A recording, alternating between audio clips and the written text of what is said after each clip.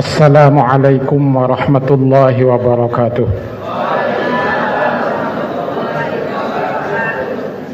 Alhamdulillahi rabbil alamin wa bihi nasta'inu ala umurid dunya waddin. Assalatu wassalamu ala asyrafil anbiya'i wal mursalin wa ala alihi wa sahbihi ajma'in.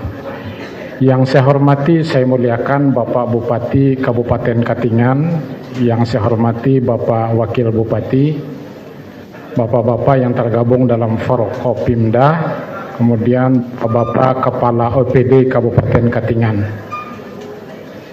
Saya mungkin tidak bisa sebutkan semuanya. Hadirin hadirat rahimakumullah.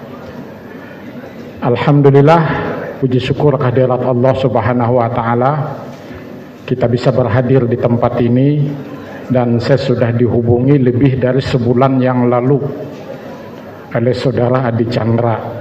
Ada kekhawatiran jangan-jangan pada hari hanya saya sakit gitu. Tapi alhamdulillah bisa datang pada kesempatan ini. Tahun tadi Pak Bupati saya juga menyampaikan tausiah di sini pada acara halal bihalal, dan tampaknya tahun ini saya diundang lagi ke sini. Jadi kata mereka, kami belum puas Pak Ae dengan yang pian sampaikan tahun tadi. Nah, kalau nak mau puas-puas, kira-kira 2 jam saya bicara di sini. Ya. Nah, Bapak dan Ibu sekalian, sebelum mengawali tausiah ini, saya awali dengan sebuah doa. Ja'alanallahu wa iyyakum minal aidin wal faizin, taqabbalallahu minna wa minkum.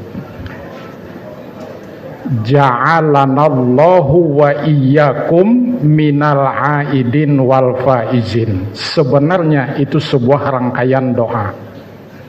Cuma kita mungkin karena kebiasaan selama ini memotong doa itu dengan ucapan minal aidin wal faizin.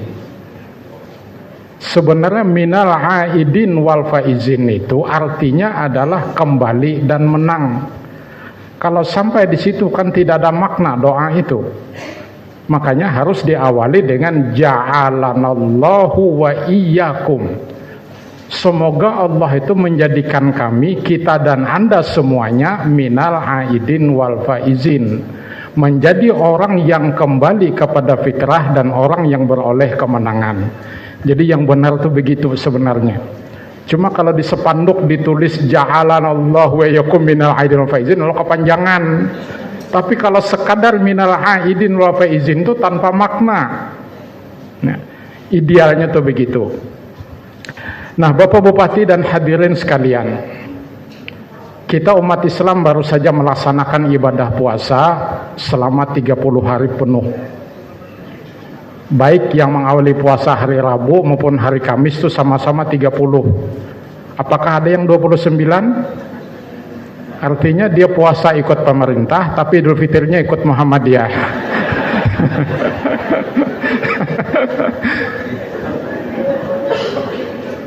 Mencari nang nyaman. Lumayan korting 1 hari gitu kan. Nah, ibadah puasa itu Bapak dan Ibu sekalian ya, itu kan salah satu ibadah di dalam Islam. Kalau kita bicara ibadah, maka di dalamnya itu setidak-tidaknya ada 2 dimensi. Pertama adalah dimensi dari segi kulit luarnya. Yang kedua dimensi isi dalamnya. Atau kalau di dalam istilah Islam itu ada istilah dimensi syariat dan dimensi hakikat. Dimensi kulit atau syariat tadi itu adalah kita melaksanakan puasa dengan cara untuk menahan diri, tidak makan, tidak minum, tidak melakukan hubungan suami istri sejak masuk waktu subuh sampai dengan masuknya waktu maghrib. Kalau itu kita lakukan sebatas itu namanya puasa berdimensi syariat atau kulit luarnya. Namun puasa seperti itu Nabi mengatakan dalam beberapa hadis, antara lain rubba shaimin laisa lahu min siyamihi illal ju'. Berapa banyak orang berpuasa tidak mendapatkan apa-apa dari puasanya kecuali hanya lapar belaka. Puasanya sah, dia tidak berdosa, kewajiban telah gugur, tapi belum tentu dia mendapatkan pahala di sisi Allah Subhanahu wa taala. Karena itu puasa sebagaimana ibadah yang lain itu harus ada dimensi hakikatnya, dimensi isi dalamnya. Karena tujuan puasa itu kan pada akhirnya la'allakum tattaqun, agar kita ini dengan ibadah puasa yang kita lakukan bisa menjadi orang-orang yang bertakwa. Orang bertakwa itu tuh hakikat dalamnya, dimensi hakikat, dimensi isi dari ibadah puasa. Dan yang disasar dari hakikat puasa ini adalah jiwa manusia. Makanya kita ini sebagai salah satu makhluk yang diciptakan Allah di alam semesta ini memiliki keistimewaan yang namanya manusia itu. Di dalam surah At-Tin misalnya Allah menyebutkan laqad khalaqnal insana fi ahsani taqwim. Sesungguhnya Allah telah menciptakan manusia itu dalam bentuk yang sebaik-baiknya. Kita jauh lebih baik daripada hewan, tumbuh-tumbuhan, dari jin, bahkan dari malaikat sekalipun. Di mana letak kelebihan kita? Coba kita pelan-pelan membahasnya. Bahwa kita manusia ini diciptakan Allah kan secara garis besar memiliki dua unsur. Unsur jasad dan unsur kalbu atau jiwa. Jadi kita ini ada jasad fisik, ada jiwa. Sementara malaikat itu hanya jiwa saja, tidak ada jasad fisiknya. Hewan itu ada jasad fisiknya, tapi tidak memiliki jiwa. Tumbuh-tumbuhan ada jasad fisiknya, tidak memiliki jiwa. Nah, karena itu di dalam Islam itu Allah menyebutkan bahwa kita ini terdiri dari beberapa unsur yang secara garis besar tadi ada dua itu. Mungkin Bapak Ibu sering membaca atau mendengar ada istilah dalam diri manusia itu ada yang namanya ruh, tapi ada pula yang disebut dengan nyawa, ada pula kadang-kadang disebut jiwa. Lalu apa bedanya nyawa, ruh, jiwa? Malaikat dan jin itu punya ruh, ya. Tapi mereka tidak memiliki jasad fisik. Al-Quran membedakan beberapa istilah ini. Misalnya ketika Allah menyebut ruh, itu ayat Al-Quran menyebutnya ruh juga. Antara lain misalnya yas'alunaka 'anir ruh qulir ruhu min amri rabbi. Mereka bertanya kepada engkau ya Muhammad tentang ruh. Jawab olehmu bahwa ruh itu adalah urusan Tuhanku. Wa ma utitum minal ilmi illa qalila. Kamu kata Allah tidak diberikan sedikit, tidak diberikan pengetahuan tentang jiwa itu kecuali sangat sedikit tentang ruh tadi. Jadi Al-Quran ketika menyebut ruh itu dengan istilah ruh juga. Tapi ketika Allah menyebut jiwa, itu Allah selalu menggunakan kata nafs. Hanya dalam Al-Quran kata nafs itu artinya macam-macam. Nafs. Misalnya kan di dalam Al-Quran surah Asy-Syams itu ayat 7 Allah menyatakan wa nafsi wa ma sawwaha, demi jiwa dan penyempurnaannya. Nafs, wa nafsi wa ma sawwaha, demi jiwa dan penyempurnaannya. Kata nafs di sini diartikan jiwa. Tapi ada kalanya nafs itu diartikan dengan nyawa. Kullu nafsin dha'iqatul maut. Kullu nafsin dha'iqatul maut. Setiap yang bernyawa pasti akan mengalami kematian. Berarti nafs di sini diartikan nyawa, bukan jiwa. Apa bedanya jiwa dengan nyawa? Nyawa itu dimiliki oleh semua makhluk hidup. Hewan itu punya nyawa, buktinya dia hidup. Tumbuh-tumbuhan itu punya nyawa, buktinya dia hidup dan bisa mati. Bahkan Bapak dan Ibu sekalian, di tempat tinggal sekarang ini itu tanahnya cukup luas Pak Bupati, sehingga saya ini kan anak petani itu suka nanam lombok, nanam tomat, nanam labu, nanam paprika, nanam daun sop, macam-macam. Saya beli bibit paprika itu di TikTok. Jadi rajin check out juga Pak itu nah.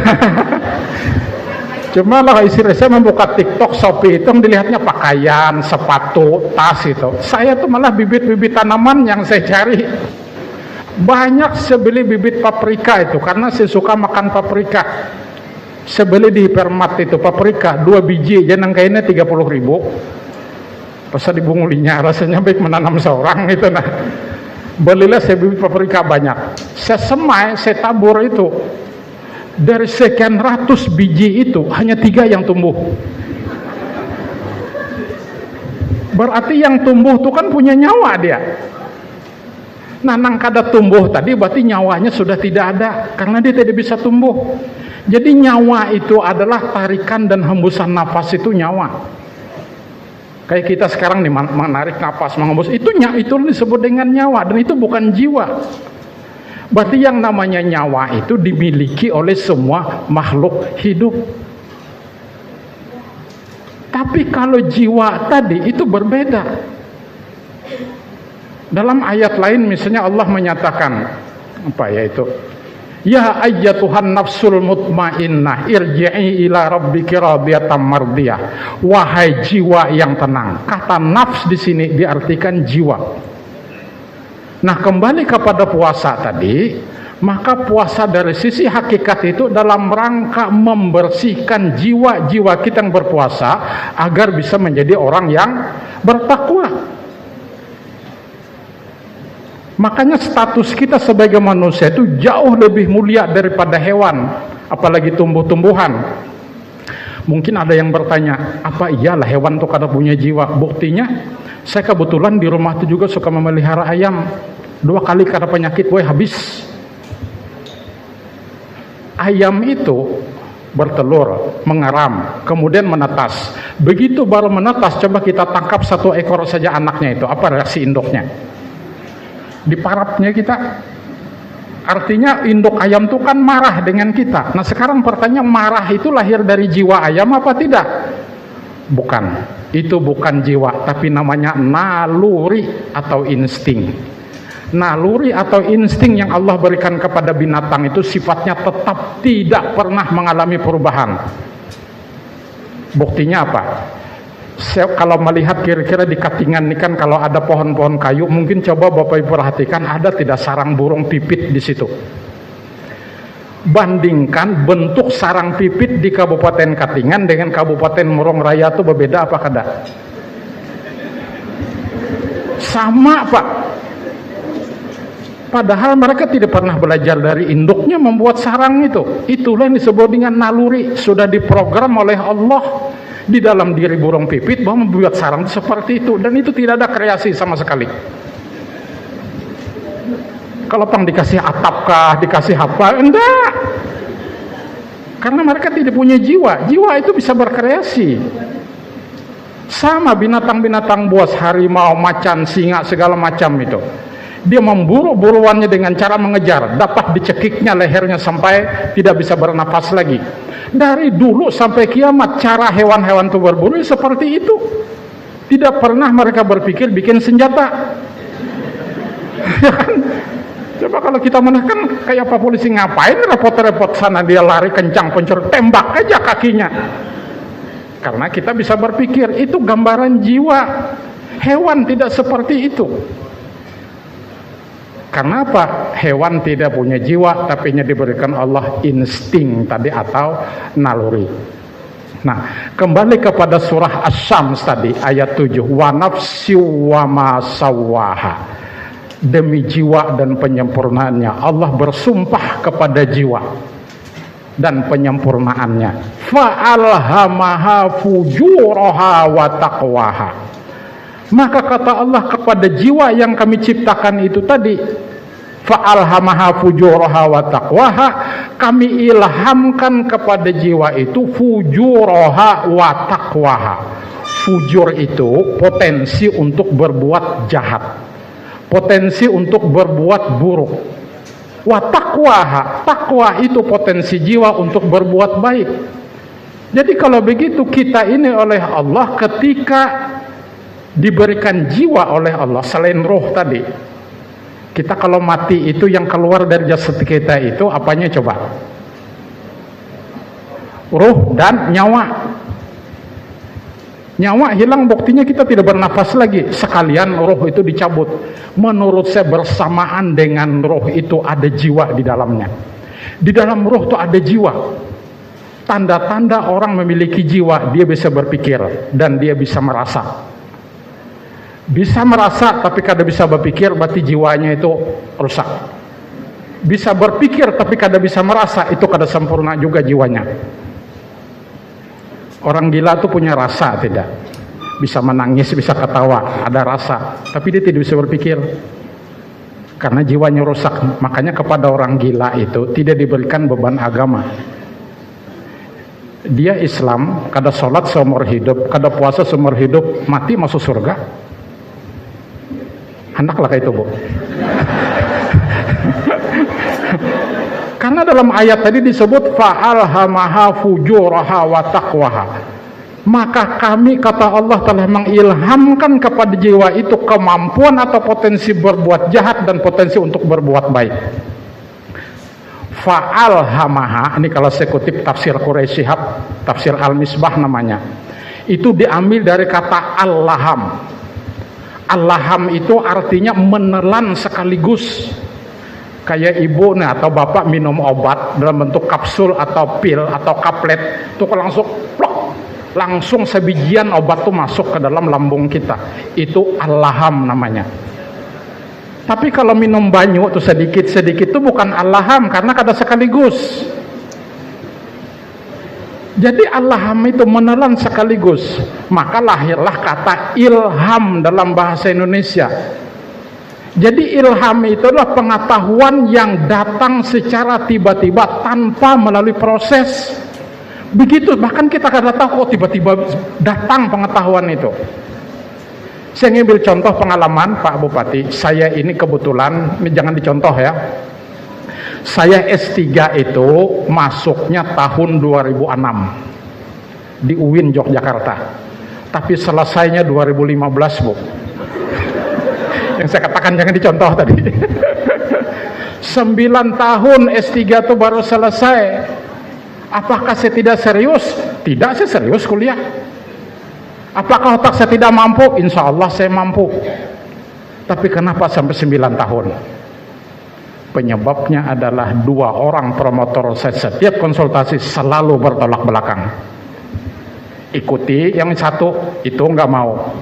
Ikuti pendapat itu, ini nggak mau. Lebih 6 tahun proposal disertasi saya tidak pernah saya sentuh. Bahkan saya pernah berkonflik dengan istri saya gara-gara disertasi. Karena bini mengingatkan terus apabila jua kapien menentukan disertasi pian itu sampai kamu munyakan ampi-ampi kamu menakun disertasi. Aku mendengar kata disertasi itu sudah berdiri bulu kuduk ini nah. Mariap dingin rasanya. Coba Pak, saya ketika ujian proposal disertasi itu kan ada 7 profesor yang menguji itu. Ketua sidangnya itu Direktur Pascasarjana UIN Yogyakarta.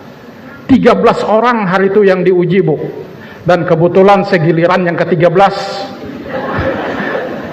Kawan-kawan saya tuh 45 menit, 1 jam satu orang diuji. Saya hanya 15 menit. Ini jangan-jangan penguji ini uyuh sudah gitu nah. Cuma ada satu kalimat dari ketua sidang yang kebetulan Direktur Pascasarjana waktu itu. Kata beliau, Bapak ini ujian terakhir hari ini dari 13 orang. Meskipun terakhir, kata beliau, dari 12 sebelumnya yang kami uji, proposal punya Bapak yang paling baik. Coba. Oh, mungkin itu pertanyaan yang gak banyak gitu kan. Oh, saya dipuji-puji begitu dalam sidang kan semangat ini. Memperbaiki proposal itu. Perbaiki, sudah baik konsultasi kepada promotor 1, oke. Pas ke promotor 2 dipersoalkan beliau, kenapa judulnya punya kamu nih seperti ini? Maka judulnya sudah ditentukan dalam sidang tadi, dikatakan yang paling baik dari 12 yang lain. Karena itu kata beliau promotor 2, ganti saja judul kamu ini. Disertasi itu meneliti tentang budaya Dayak. Makanya guru besar saya itu DSK itu bidang keahlian saya adalah pendidikan Islam multikultural. Saya di sini mencoba memadukan budaya-budaya Dayak itu dengan ajaran Islam. Disertasi itu begitu isinya. Nah, lalu kemudian kata beliau ganti judul, sudah mulai aduh. Yang kedua boleh persoalkan adalah metodologi penelitiannya. Promotor saya itu dosen metodologi penelitian, saya juga dosen metodologi penelitian. Ilmu itulah yang saya tulis ketika menulis proposal. Tapi di promotor 2 bukan begini kata beliau. Akhirnya promotor 1 dan 2 begini. Ini ingin menjelaskan ilham tadi sebenarnya Pak, belum sampai lagi kisahnya. Ya kan? Nah, lalu lebih 6 tahun itu saya diamkan disertasi saya. Nah, tiba-tiba suatu ketika promotor 2 saya itu menelpon saya, Pak Nur Muslim, minggu depan saya akan datang ke Palangkaraya karena ada adik kandung saya akan menikah. Adik beliau itu kepala dinas Pak di Palangkaraya, meninggal. Istri beliau beberapa waktu yang lalu, beberapa tahun sebelumnya itu, lalu menikah lagi. Datanglah beliau. Nah, kalau bisa kata beliau, manfaatkan kedatangan saya ini sebaik-baiknya. Baik Pak, kalau begitu saya ingin konsultasi ke Bapak. Saya hubungi promotor 1 yang kebetulan dosen UPR, dosen Universitas Palangkaraya. Beliau nggak mau ketemu, ngapain saya ketemu beliau? Sudah berbeda pandangan kami. Enggak Pak, nggak usah bicara disertasi saya bilang. Yang penting Bapak silaturahim ajalah dulu. Karena Bapak belum pernah ketemu dengan beliau. Nah, baru mau. Jadi ibu-ibu dan bapak sekalian, saya tuh kepengen menyelesaikan perbedaan pendapat mereka berdua tentang disertasi saya itu. Jadi malam hari ini nang ilham tadi malam hari itu saya berpikir, kalau misalnya 2 hal ini masih mereka persoalkan, judul dengan metodologi penelitian tadi, ini nggak bakalan ada jalan keluarnya. Dan saya khawatirkan sama-sama profesor itu berdebat di hadapan saya. Berpikir sampai nggak bisa tidur saya malam itu, menghadapi besok mereka ketemu itu. Nah, tiba-tiba datang ilham. Bukan ilham sah, ilham beneran ini. Ilham tadi kan pengetahuan yang datang tiba-tiba tanpa kita ketahui dari mana datangnya, bagaimana proses, begitu datang saja pengetahuan itu. Terlintas di benak saya yang saya katakan itu ilham. Kalau nanti mereka masih berdebat tentang masalah ini, coba usulkan seperti ini. Ketemu besok jam 9. Betul dugaan saya, berdebat. Sampai promotor saya itu mengatakan, saya ini Prof, katanya kepada promotor 2, dosen metodologi penelitian kualitatif yang sudah puluhan tahun mengajar mata kuliah ini. Punya Prof itu dari mana ilmunya? Coba sama-sama profesor loh. Jadi barat gajah bakalahi itu, nah ulun ini samut tuh nggak aja melihat itu. Nah, berdebat. Nah, saya bilang betul dugaan saya. Cuma teringat ilham tadi malam itu. Nah, jadi begini saya katakan, yang saya teliti itu begini Bapak dan Ibu, saya meneliti orang-orang Dayak dalam satu keluarga itu agamanya macam-macam. Kan orang Dayak biasa begitu toh, bapaknya Islam, ibunya Kaharingan, anaknya itu macam-macam, agamanya biasa. Orang Dayak tidak ada masalah, beda dengan Banjar. Banjar itu harus Islam toh. Bila ada nang kalau dari Islam itu bahaya itu kalau suku Banjar. Kalau Dayak kan tidak. Penelitian itu membuktikan bahwa orang Dayak itu tidak mempersoalkan masalah agama. Yang penting suku. Kalau sudah suku disinggung, bangkit orang Dayak. Tapi kalau agamanya disinggung, dia tenang-tenang saja. Itu salah satu hasil penelitian saya. Nah, makanya saya ingin menggali kenapa orang-orang Dayak yang beragam-agama itu hidupnya bisa rukun. Jadi maksud saya Pak, yang lokal ini bisa kita angkat menjadi nasional gitu loh, bahwa suku Dayak itu bisa dijadikan model dalam rangka menciptakan kerukunan antar bangsa kita, antar suku. Saya pernah salah satunya seteliti itu di Jalan Set Haji di Palangkaraya itu. Jadi bapaknya tuh Kaharingan, ibunya itu Protestan. Anaknya tuh ada yang Islam, Protestan, Kaharingan, bahkan ada yang beragama Buddha. Dalam satu rumah itu tinggal 4 macam agama. Saya masuk ke ruang tamu, ketika wawancara itu ada salib di ruang tamu, menandakan itu simbol orang Kristen dah.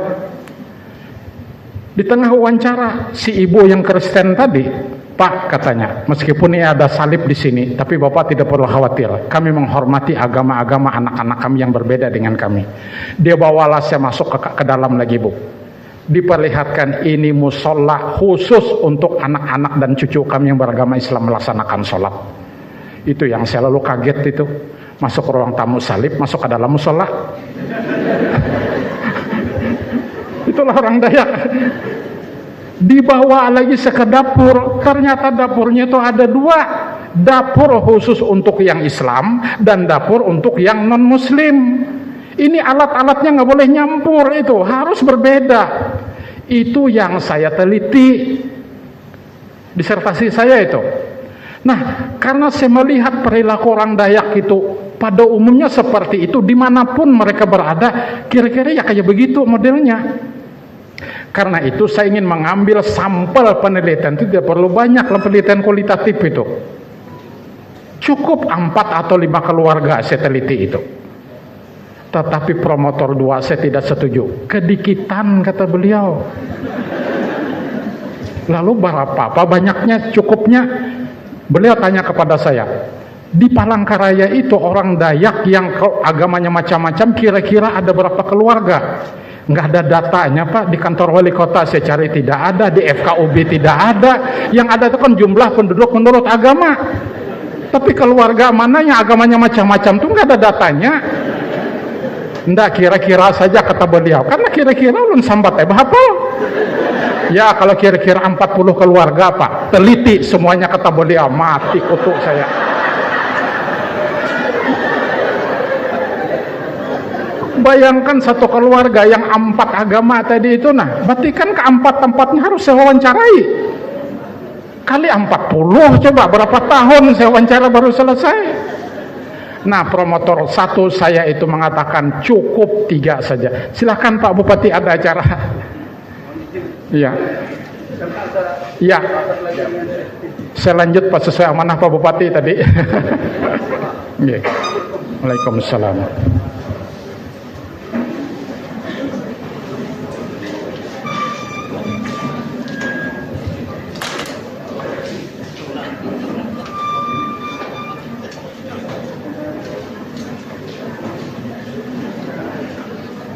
Baik, saya lanjutkan Bapak dan Ibu, mohon bersabar. Kan tidak mungkin saya meneliti 40 kepala keluarga. Kapan selesainya disertasi saya? Sementara promotor 1 saya mengatakan cukup 3 keluarga saja. Toh diteliti di mana-mana ya kayak begitu-begitu juga. Gejalanya sama. Nggak mau yang promotor 2 harus 40. Muncul ilham tadi malam itu, nah. Sudah bapak-bapak prop saya bilang, boleh tidak saya memberikan saran? Ya apa kata beliau? Kalau begitu saya katakan bagaimana kalau penentuan sampel penelitian ini saya menggunakan metode atau teknik yang namanya snowball sampling. Ini kalau nang sudah S1 paham aja maksud turun nih. Snowball sampling, bola salju. Yang penting saya sudah dapat di sini 1 kepala keluarga yang macam-macam agama tadi. Lalu saya tanya lagi, mana lagi keluarga yang agamanya macam-macam? Oh di Anu, si Anu, datangi lagi. Terus menggelinding. Nah sampai saya katakan ketika jawaban-jawaban mereka ini saya ternyata sama saja, maka berhenti saya meneliti. Bagaimana kalau begitu? Saya bilang, jadi tidak saya tentukan apakah 3, apakah 10, apakah 40, yang penting snowball. Bila sudah jenuh jawabannya sama, berhenti meneliti. Begitu saya katakan, dua-duanya promotor kayak orang paduan suara mata, setuju. Itu ilham, Pak. Saya tidak tahu dari mana datangnya ilham itu tadi. Ya Allah, saya sujud syukur, Bu. Lalu kata promotor 2, Pak Nur Muslim, kami sudah setuju semuanya, silahkan lanjutkan penggalian data, tinggal kami tanda tangan, proposal ini sudah oke. Buat suratnya, kata beliau. Maaf Pak, suratnya sudah saya bawa dalam map. Langsung tanda tangan di hadapan saya. Itulah ilham tadi. Nah kembali kepada ayat tadi, fa'alhamaha fujuraha wa taqwaha. Allah ilhamkan kepada jiwa tadi potensi berbuat fujur dan berbuat takwa. Kemudian lagi apa kata Allah? Qad aflaha man zakkaha, pada ayat berikutnya. Sungguh beruntunglah orang-orang yang membersihkan jiwanya. Wa qad khaba man dassaha, dan rugilah orang-orang yang mengotori jiwanya. Karena itu menurut saya puasa itu salah satu sarana bagi kita untuk membersihkan jiwa. Dibersihkan kenapa? Karena ada yang kotor. Yang dibersihkan yang kotor. Kalau yang sudah baik harus seperti dibersihkan. Berarti jiwa kita ini lebih cenderung kepada potensi yang berbuat tidak baik ketimbang yang baik. Kan itu yang tidak baik itu harus dibersihkan. Qad aflaha man zakkaha. Beruntung kata Allah orang-orang yang selalu membersihkan jiwanya. Wa qad khaba man dassaha, dan rugilah orang-orang yang mengotori jiwanya. Makanya puasa itu kan melatih kita membersihkan jiwa dari segala yang kotor tadi. Dan puasa itu kan baru latihan, belum pertandingan. Pertandingannya itu dimulai sejak tanggal 1 Syawal sampai 30 Syaban tahun berikutnya. Itulah pertandingan sesungguhnya. Puasa itu baru latihan. Cuma kita nih mah latihan ini pulang kada pernah ikut bertanding. Artinya apa? Nilai-nilai yang ditanamkan takwa dalam ibadah puasa ternyata tidak kita pertandingkan dalam kehidupan sehari-hari. Ini yang jadi persoalan. Coba mohon maaf Bapak dan Ibu, kita kebanyakan mungkin semuanya ini ASN loh, yang Islam. Kita tahu tuh makan daging babi itu haram kalau bagi kita. Hurimat alaikumul maitata waddam walahmul khinzir.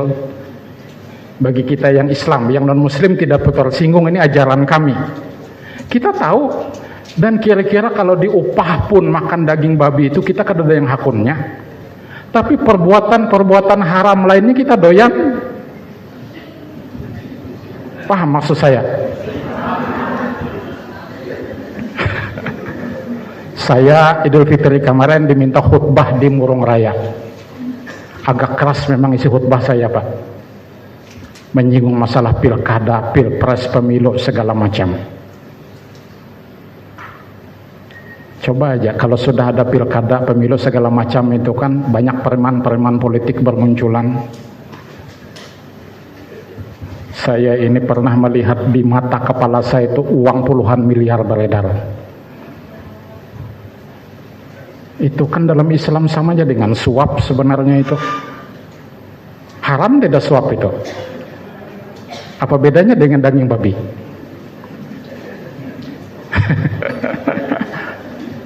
Nah, tim sesnya betul-betul sukses, Pak. Ini memang dibuktikan sulit, Pak Polisi.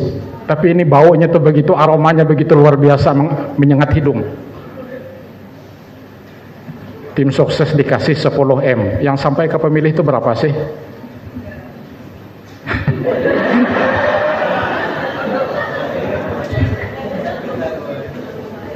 Makanya jangan heran pemimpin yang lahir dari politik-politik uang itu kalau menjabat hanya memikirkan dirinya sendiri.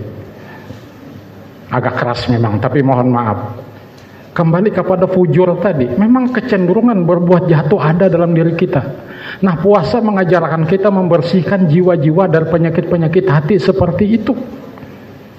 Makanya misalnya dalam Al-Quran ini saya kutip misalnya ada ayat begini, Al-Hujurat ayat 12. Ya ayyuhalladzina amanu jtanibu katsiran minadh-dhon inna ba'dadh-dhonni itsmun wala tajassasu wala yaktab ba'dukum ba'dha. Wahai orang-orang beriman, kata Allah, jauhilah olehmu kebanyakan dari prasangka itu, prasangka buruk, karena sebahagian dari prasangka itu adalah dosa. Jadi prasangka buruk itu artinya kita menyangka orang lain berbuat buruk tanpa didukung oleh data dan fakta. Itu prasangka buruk namanya. Beda dengan hipotesis. Dalam penelitian itu, hipotesis itu menyangka sesuatu karena ada data yang mendukungnya. Misalnya nih beberapa hari ini Palangkaraya entah Kasongan tuh panasnya luar biasa. Itu kan gejala akan turun hujan. Itu hipotesis. Saya kalau naik sepeda motor, knalpotnya menembak-nembak, dok. Dugaan saya apa? Businya. Itu hipotesis. Itu bukan prasangka buruk. Ya kan? Masa knalpot menembak-nembak? Saya menduga ini bannya bocor ini. Kan luput. buruk, hipotesisnya gitu. Nah, kalau prasangka buruk itu tidak didukung oleh data, menyangka aja kita. Mungkin tahun kemarin sudah saya sampaikan contoh di sini. Bagaimana ada 2 orang mahasiswi minta sumbangan kepada saya, kemudian uangnya saya serahkan setelah sholat maghrib di kampus itu karena saya mengajar ada malam. Tahu-tahu besoknya 2 orang mahasiswi ini SMS. Zaman itu belum ada Android handphone itu, belum ada WA, belum ada Facebook. Handphone itu untuk menelpon dengan SMS saja. Masuk SMS pagi besok itu jam 9. Apa isinya? Tanpa babi bu, tanpa assalamualaikum. Singkat, terima kasih Pak Allah yang malam tadi.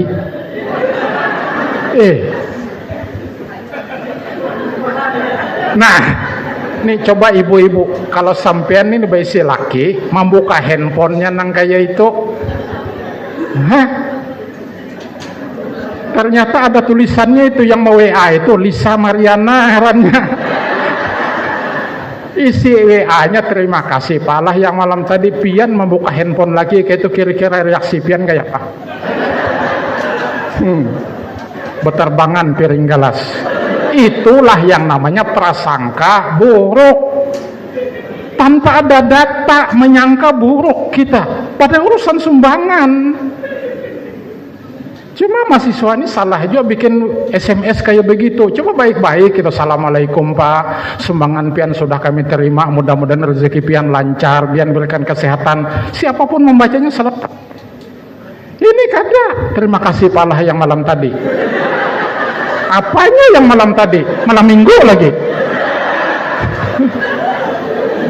Nah, meskipun saya tahu istri saya tidak membuka handphone saya, tapi berjaga-jaga sebelum pulang saya hapus SMS itu. Ingat-ingat bapak-bapak, daripada susah menjelaskan. Cuma sebelum saya hapus Pak, saya jawab begini, iya sama-sama, esok malam lagi lah. Nah. Sampai itu kan prasangka buruk gitu. Nah, itu yang dilarang oleh agama. Walaupun demikian bukan berarti kita harus selalu menyangka baik terhadap orang yang ingin berbuat jahat kepada kita, salah juga. Jadi jangan berprasangka buruk. Menurut saya apalagi zaman sekarang, waspada itu penting. Saya ini sudah pernah ditipu orang gara-gara berprasangka baik. Ini maaflah mahasiswa aku juga kisahkan ini. Waktu dia kuliah bu, ini orang miskin memang, susah hidupnya. Nah pas mau ujian skripsi kada berduit, bayarin skripsi itu 1 juta karena di swasta waktu itu. Datang ke saya pinjam uang, kita pinjami 1 juta. Kada bapak dah aja, apabila bayar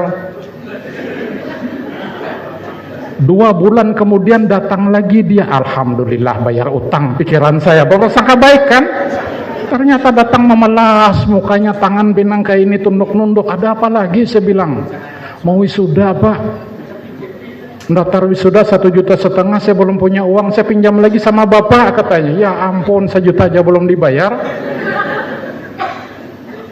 Selesai dia sudah wisuda, datang lagi ke rumah, kawin dia. Kada besi gawian, hendak membuka usaha jual-jual paket data itu loh. Itu kan perlu modal.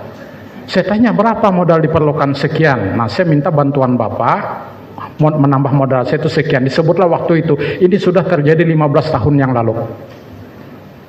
Minta 5 juta, udah kasih 5 juta dengan janji 6 bulan setelah ini berputar bapak akan dapat bagi hasil. Dalam hati saya tidak perlu bagi hasil, untuk yang penting modal 5 juta itu kembali. Sampai hari ini sarupiah pun dari 5 juta itu kada kembali. Dan dia sekarang jualan pakai data tuh dekat dengan rumah saya di Palangkaraya. Mahasiswa saya Pak, hari-hari ketemu, kada tahu-tahu mah. Kapapurunnya murid tuh menggawi dosennya nang kayak itu. Gara-gara berprasangka baik tuh. Ada lagi orang menelpon, assalamualaikum Pak Ustadz, betulkah ini Pak Ustadz Nur Muslim? Betul. Nah saya dapat nomor handphone bapak dari si Anu, kebetulan nama disebut tuh kawan saya. saya ini ingin berangkat umroh Pak satu keluarga. Katanya Bapak punya travel umroh dan haji. Betul tuh istri saya mengelola. Ditanyalah syarat-syaratnya segala macam. Minta foto segala berapa ukurannya. Saya jelaskan. Tapi begitu berteleponan tak langsung putus gitu nah. Nah ada apa saya bilang ini. Menelponlah dia dengan nomor yang lain lagi. Maaf Pak Ustadz, pulsa saya habis tadi katanya. Ini saya menggunakan nomor handphone yang lain. Saya jadi mendaftar umroh dengan istri saya dan anak-anak saya, dan sore ini kan saya antar syarat-syaratnya. Nah kami akan mengadakan selamatan 2 hari yang akan datang. Cuma karena selamatan mendadak, kami undangannya ini kepada tadakal hanya lewat WA saja, tidak pakai undangan fisik. Nah untuk WA itu saya kehabisan pulsa data katanya. Bisa anda dikirim ke nomor ini 100.000. Prasangka baik tadi kan 100.000. Teleponnya di nomor asal, alhamdulillah sudah masuk. Ini kebetulan istri saya mengundang teman-temannya habis pulsa juga katanya. Tolong kirimi 100.000. Saya kirim lagi Bu 100.000, 200.000 sudah. Saya mulai curiga. Saya bilang istri ini jangan-jangan orang ini kada benar. Jangan kayak itu Kak, jangan berprasangka buruk lawan orang berdosa pian. Pas benar bini nang kayak itu baucap. Kami cari alamatnya nggak ketemu Pak orang itu. Kami di Bukit Kementing, Jalan Anu, Gang Anu nomor sekian. Kami cari rumah tuh nggak ketemu. Nggak ada nomor rumah itu. Ini yang saya katakan tadi, berprasangka terlalu baik kepada orang tanpa waspada itu bisa ditipu orang zaman sekarang ini. Maka hati-hati saja.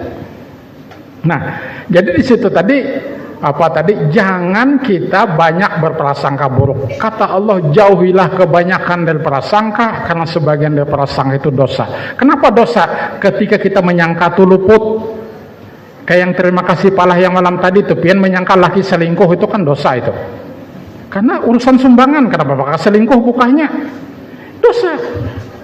Wala tajassasu, jangan kata Allah kamu mencari-cari kesalahan orang lain. Kita nih suka, bila kada suka dengan orang itu sampai ke bawah tikar itu dicari kesalahan orang itu.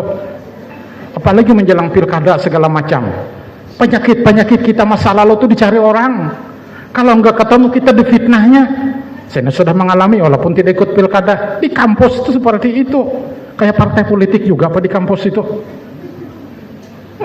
Fitnah sana, fitnah sini. Ingin menjatuhkan orang lain. Wala tajassasu. Wala yaktob, jangan kamu suka menggunjing orang lain. Orang itu punya aib, tapi harusnya kan jangan kita sebarluaskan. Allah saja menutup aib-aib hambanya, kenapa kita justru membongkar? Saya ambil contoh begini Bapak dan Ibu sekalian. Dalam Islam itu, kalau kita mengkaji hukum Islam, itu ada yang namanya kadzab. Kadzab itu artinya begini. Seseorang menuduh orang lain berbuat zina, tetapi dia tidak bisa menghadirkan 4 orang saksi yang menyaksikan langsung perbuatan zina itu. Maka kalau dia tidak bisa menghadirkan 4 orang saksi, dialah yang dicambuk. Meskipun dia sendiri betul-betul menyaksikan perbuatan zina orang yang dituduhnya itu. Itu artinya apa? Allah menjaga aib hamba-hambanya walaupun bujur kayak itu tuh jangan disebarkan. Bahkan syarat tuduhan itu pun ada macam-macam lagi. Mohon maaf ini bukan porno bola. Dia menyaksikan nang 4 tadi tentu laki-laki. Pengertian menyaksikan tuh betul-betul lah dia melihat alat kelamin laki-laki itu masuk ke dalam alat kelamin perempuan. Kalau sekedar melihat bertumpang-tumpang mohon maaf kada pakaian itu belum tentu zina. Nah melihat masuk itu seperti apa kata ulama? Seperti masuknya pulpen ke dalam botol. Paham maksudnya? Kau bayangkan tuh botol tuh masukkan pulpen, itulah yang melihat. Amun kada melihat itu maka kesaksiannya dianggap palsu meskipun dia melihatnya bertumpang tindih. Dan itu harus 4 orang yang menyaksikan. Nah dari sini saya ingin mengatakan Allah itu menjaga aib kita. Kenapa justru kita suka membuka aib-aib sesama kita? Itu dalam ayat disebut sama seperti kita memakan daging busuk saudara kita sendiri. Apa kita suka? Itu Al-Quran mengajarkan begitu. Nah yang jangan-jangan seperti ini itulah yang disebut tadi qad aflaha man zakkaha. Beruntunglah orang yang membersihkan jiwanya, membersihkan sifat-sifat buruk di dalam hatinya. Itulah sering saya katakan, penyakit hati, penyakit jiwa itu berbeda dengan penyakit fisik. Kita kalau sakit kepala kan merasa sakit tidak enak kan? Dan kita berusaha mencari obat agar sakit kepala itu hilang. Beda dengan penyakit hati tadi. Coba, suka menggunjing orang, membuka aib orang lain. Itu kan penyakit hati, itu penyakit jiwa. Dia yang suka menggunjing itu tidak merasa bahwa itu adalah penyakit hatinya. Bahkan dia menikmati perbuatan itu. Semakin banyak dia sebarkan, semakin puas dia. Jadinya kada merasa penyakit itu. Makanya kada ada berusaha untuk menghilangkan penyakit itu. Inilah bahaya penyakit jiwa itu. Nah makanya kita puasa kan diajarkan jangan menggunjing orang, jangan memander orang, jangan membuka aib orang. Nah coba mari kita terapkan dalam pertandingan yang pada saat ini kita sudah mulai bertanding. Saya buka puasa bulan tadi itu kan ada di Disnakerteran, lalu ada tanya jawab. Ada yang bertanya, ini Pak Ustadz katanya, puasa kan mengajarkan kita begini-begini. Tapi kenapa selesai puasa tuh kembali ke laptop lagi kita? Kembali ke asal. Ya itulah artinya puasa kita tidak berhasil. Saya sering ambil contoh begini. Ya. Misalnya ya, puasa itu kan mengajarkan kita disiplin terhadap waktu. Disiplin mengakhiri sahur dan disiplin dalam berbuka puasa. Cuma sayangnya kita disiplinnya tuh di situ saja. Makanya saya itu tekanan batin Bapak dan Ibu kalau diminta ceramah buka puasa itu. Sambutannya panjang-panjang. Pas naik podium ini Assalamualaikum berbunyi sirine buka puasa. Apa yang ulun sampaikan? Kita penceramah ini kan sudah menyiapkan Pak materinya ini waktunya sekian gitu loh. Bahkan pernah Pak polisi dulu Kapolda itu mengadakan acara buka puasa di Masjid Nurul Islam Palangkaraya, yang hadir tuh Wakapolri waktu itu. Saya diminta ceramah, sambutan Pak Wakapolri ini cukup panjang. Mungkin beliau menyangka waktu Indonesia Barat di Palangkaraya itu sama dengan WIB di Jakarta. Jadi sambutan terus begitu, karena dianggapnya belum maghrib. Jadi pas saya naik podium, Assalamualaikum berbunyi beduk buka puasa. Apa yang saya sampaikan pada baca Allah malakasum tuh lagi. Cuma untungnya isi amplopnya kada berkurang, Pak.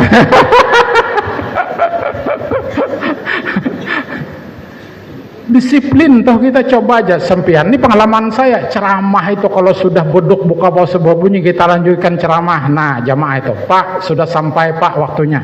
Kada hendak lewat 1 detik pun. Tapi ketika ada acara-acara, kita jarang bisa menghadiri tepat waktu. Nih mahasiswa-mahasiswa saya itu kenal dengan saya. Sejak tahun 91 saya menjadi dosen, sampai hari ini saya tidak pernah masuk kelas terlambat. Kuliah jam 7, kurang 5 menit jam 7 saya sudah di ruangan. Disiplin. Cuma yang model kayak saya ini tidak banyak. Akhirnya apa? Jadi sasaran tembak mahasiswa. Dosen yang lain terlambat, masuk setengah jam, keluar duluan. Sementara saya tepat waktu. Ini yang lalu digunjing oleh mahasiswa. Penur Muslim itu terlalu ketat, terlalu disiplin. Memang salah kan disiplin itu? Nah berarti kan puasa mengajarkan kita disiplin itu tidak berhasil. Sama lagi puasa mengajarkan kita untuk bersikap sidik, jujur. Coba aja kita, hari panas puasa itu, haus, kemudian kita mau sholat zuhur misalnya, mau wudhu tempat wudhu dan kita sendirian di situ. Kan ada sunat wudhu itu berkumur-kumur 3 kali. Kumur-kumur sekali buang, kedua kali jangan dibuang, taguk gitu kan misalnya. Siapa yang tahu coba? Tidak ada yang melihat kok.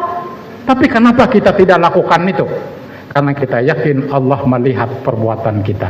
Nah keyakinan seperti kenapa tidak kita wujudkan dalam kehidupan kita sehari-hari di luar bulan Ramadan? Saya ini Bapak ini terakhir sajalah kalau kepanjangan. Kalau nanti ada tanya jawab saya persilahkan. Saya ini Pak di kampus itu sudah banyak jabatan yang saya pegang. Dan kebetulan waktu itu ada atasan saya yang kepengen menyelewengkan dana.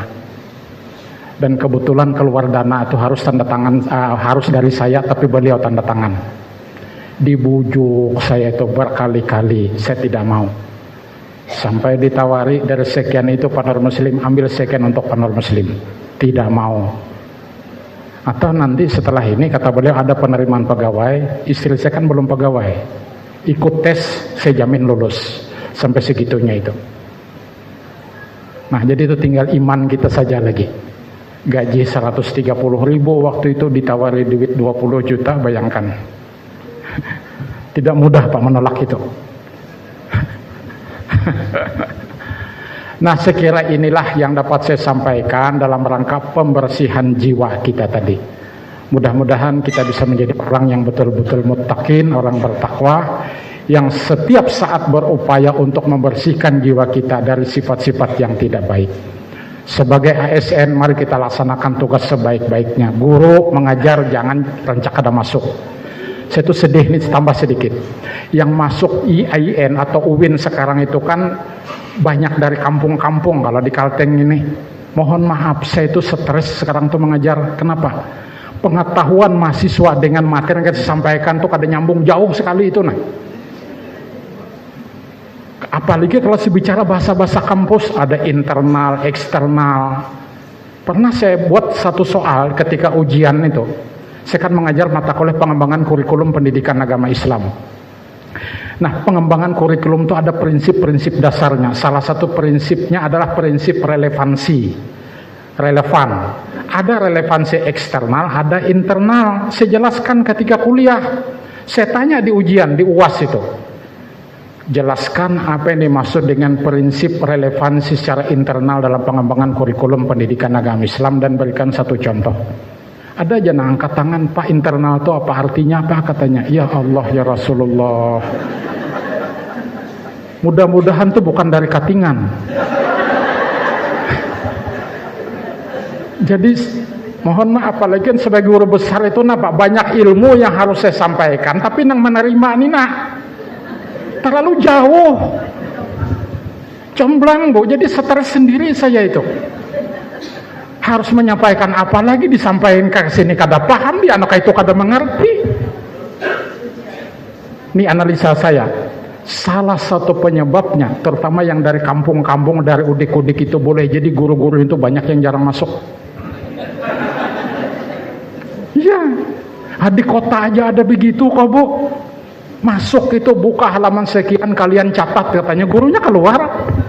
Angka ini jadi apa murid kita? Sedih saya. Nah, itu perlu tanggung jawab. Ada perguruan tinggi lain. Ini kan kita nih Kalteng tuh Dayak. Tapi ya macam-macam lah. Namun kada menjulung duit, kada selesai skripsi. Itu menghambat pembangunan Kalimantan Tengah menurut saya. Nah, jadi saya pesan nih terutama kepada guru-guru payang, sebagian besar di sini mantan murid-murid saya, laksanakan tugas itu, yakin saja Allah akan membalas semuanya itu. Kada di dunia, di akhirat akan kita terima. Saya itu Pak, biar jadi sambati mahasiswa, apakah tersalah-nya aja.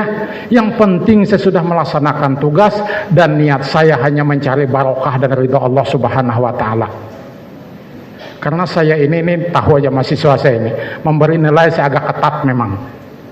Coba bayangkan saya menguji skripsi Pak, judulnya tuh A, tapi isinya tuh C.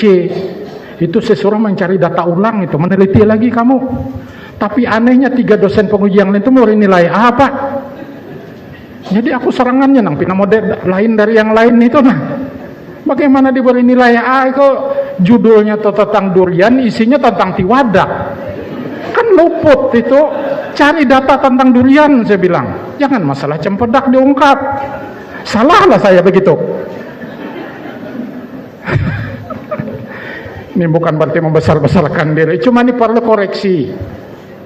Bagaimana dulu di Stain Palangkaraya itu Pak. Ini kan ada kepala kanwil Kemenak waktu itu mengatakan, kenapa katanya mahasiswa Stain ini banyak yang nggak bisa baca Quran. Ah masa saya bilang. Buktinya ketika mereka praktek mengajar di sekolah, di madrasah tuh kalau ada ayat pasti dilewati, dibaca artinya aja. Lalu membuktikan itu Pak, saya melakukan penelitian terhadap mahasiswa STAIN waktu itu. Saya teliti hasilnya adalah 80% tidak mampu membaca Al-Quran. Bahkan ada yang mengambil jurusan dakwah, di Iqra jilid 1 aja kada bisa membaca. Nah, saya pikir wani-waninya mengambil jurusan dakwah, baca Quran kada bisa, kayak anak jadi ustad. Saya ini lulusan SMA, bisa aja jadi ustad. Karena pendidikan di rumah tangga saya itu ketat dari orang tua saya, karena bapak saya itu ulama. Akhirnya Pak, sejak saat itu di kurikulum STAIN Palangkaraya saya masukkan mata kuliah praktek membaca Al-Quran. Bikin malu, saya bilang kalau mahasiswa YN STAIN itu kada bisa baca Quran. Itu pun sempat di demo mahasiswa saya memasukkan dalam kurikulum itu dengan macam-macam tuduhan. Tapi alhamdulillah sampai sekarang mata kuliah itu tetap berjalan. Jadi untuk menjadi baik itu memang banyak tantangannya. Demikian dapat saya sampaikan. Kalaupun misalnya ada tanya jawab, saya persilahkan, mungkin waktunya sekitar 30 menit. Kalau tidak, saya akhiri sampai di sini. Nasrun minallah wa fathun qarib wa basyiril mu'minin. Wassalamualaikum warahmatullahi wabarakatuh. Waalaikumsalam warahmatullahi wabarakatuh.